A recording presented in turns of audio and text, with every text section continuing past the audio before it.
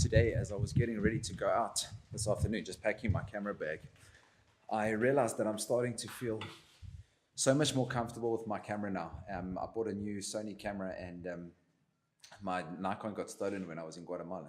And I bought the Sony camera because it's really good for video, but pretty much from the moment just give some volume here.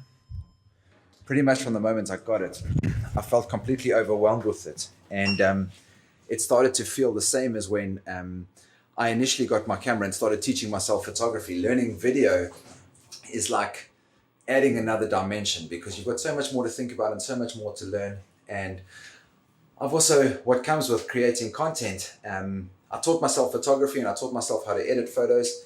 And then I got this new camera and I thought I was going to do a lot more video content, and I've been holding back a little bit because the learning curve is so steep. Like, you not only have to learn how to shoot video properly, how to set that camera up first, but you also then have to learn how to edit video to make it look decent and not terrible.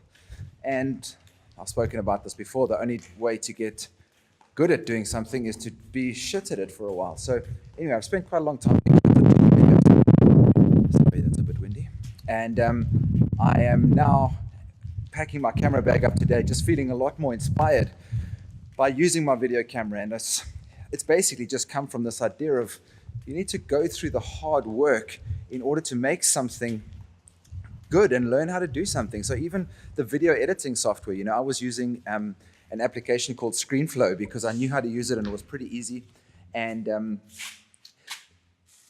while it was easy and I could get work done quickly, I put off learning Premiere Pro, which I had a subscription for and I was paying for, and I used it sometimes, but you can't really compare the two applications in terms of their complexity and their ability to be able to create video as you edit them together.